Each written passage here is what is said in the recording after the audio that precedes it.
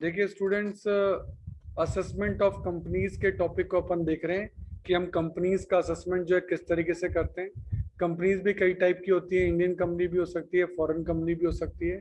काफ़ी सारी tax rate आपको इसके लिए याद करनी पड़ेगी। इंडियन कंपनी की डेफिनेशन क्या है, इसका रेजिडेंशियल स्टेटस भी होता है कि रेजिडेंट कंपनी किसको कहते हैं, वो कंपनी जो कि इनकॉर्पोरेटेड हो इंडिया में यानी रजिस्टर्ड हो, और उसका प्लेस ऑफ इफेक्टिव मैनेजमेंट जो है वो प्रीवियस ईयर में इंडिया में रहा हो।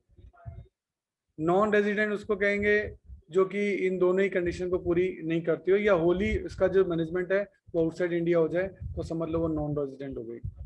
और इसमें दो ही लेवल होते हैं, रेजिडेंट और non resident. Not ordinary resident का चक्कर ही नहीं है, इसलिए नेवर लिखा हुआ है। तो इस तरीके से ये तीनों जो कंडीशन है, खैर ये न्यूमेरिकल क्वेश्चन में कोई खास काम नहीं आएगी। ग्रॉस टोटल इनकम उसी तरह से कैलकुलेट की जाती है जैसे अब तक अपन कैलकुलेट कर रहे हैं, कुछ नया नहीं है। टोटल इनकम कैलकुलेट करनी होगी तो सेक्शन 80 के डिडक्शंस आपके लेस हो जाएंगे तो आपकी टोटल इनकम निकल जाएगी। सेक्शन 80 के कौन कौन से डिडक्शन होंगे उसकी पूरी लिस्ट आपके पास यहाँ है।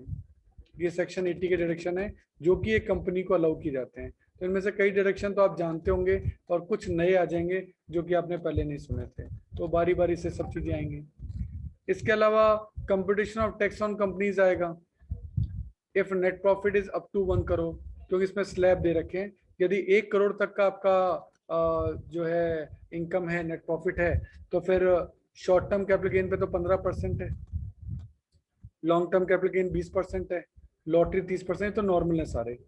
यदि आपका टर्नओवर 400 करोड़ तक है 17-18 में तो 25% है, और यदि आपका टर्नओवर 400 करोड़ से ज्यादा है तो फिर आप पे टैक्स 30% है। यानी छोटी कंपनियों पे टैक्स रेट कम है और बड़ी कंपनियां जिनका टर्नओवर ज्यादा है उन पे 30% है। हेल्थ और एजुकेशन सेस आपका 4% है। तो कुल मिलाकर ये इफेक्टिव रेट हो जाती है 15 प्लस 15 का 4% 15.6, 20 प्लस 20 का 4% 20.8। इस तरह से आपकी टोटल टैक्स रेट हो जाती है। ये किन के लिए? ये डोमेस्टिक कंपनी के लिए। ये जो रेट मैंने आपको बताई है डोमेस्टिक कंपनी के लिए है, क्योंकि नॉन डोमेस्टिक कंपनी के लिए फिर अलग है। इनमें कुछ चेंजेस आ जाते हैं कि हाँ भाई जैसे इसकी अदर इनकम पे 40% का टैक्स लग रहा है, जबकि पहले हम जा रहे हैं कि पहले अपना इस पे टैक्स लग रहा था वो 30% का या 25% का लग रहा था।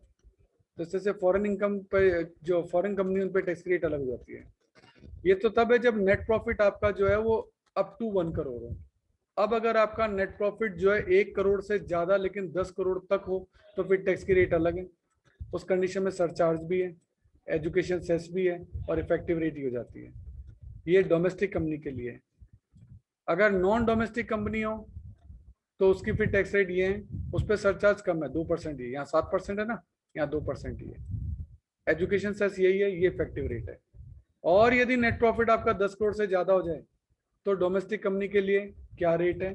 सरचार्ज 12% हो जाएगा, हेल्थ एजुकेशन सेस वही है, टोटल टैक्स ये बन जाएगा। और अगर नॉन डोमेस्टिक कंपनी है तो फिर आपका सरचार्ज इसका 2 की जगह 5% हो जाएगा, सेस वही है, और टोटल इफेक्टिव टैक्स रेट ये आपकी ये हो जाएंगे। तो ये सब टैक्स रेट्स आपको याद रखनी है, ये ईयर टू ईयर चेंज होती रहती है। इसके अलावा यदि 115 जे भी अप्लाई हो रहा है, ये भी आप देखेंगे बाद में, ये बाद में आएगा, एकदम लास्ट में आएगा ये। उसमें बुक प्रॉफिट होता है, यदि बुक प्रॉफिट 1 करोड़ तक है और 1 करोड़ से ज्यादा लेकिन 10 करोड़ तक है तो उस कंडीशन में डोमेस्टिक कंपनी पे 15% है, नॉन डोमेस्टिक पे भी 15% है, सेस भी यही है, ये इफेक्टिव रेट है। और अगर 1 करोड़ से ज्यादा है तो फिर आपका सरचार्ज और लग जाएगा, 7 और 2 अलग अलग सेस लग जाएगा, इफेक्टिव टैक्स रेट आ जाएगी। इस तरीके से आपका जो टैक्स है वो कंप्यूट किया जा सकता है। Tax on dividend, royalty and technical services fee in case of foreign company अगर आपका है तो आपके टैक्स के रेट्स क्या हैं।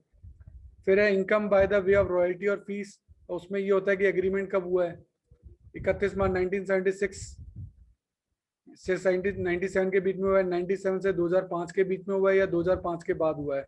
हर कंडीशन में टैक्स के रेट जो है वो अलग अलग है, वो क्वेश्चन में दे रखा होगा कि आपके रेट क्या है। फिर आपके स्पेशल प्रोविजन मैट के भी आएंगे, मिनिमम ऑल्टरनेटिव टैक्स इसे बोलते हैं, वो भी इसका बाद में आएगा, जब आएगा तब अपन देखेंगे। उसमें हम पढ़ेंगे कि बुक प्रॉफिट क्या होता है, तब ये वाली सारी चीजें डिस्कस करेंगे, लेकिन ये आखिरी में है, ये अभी नहीं आएगा।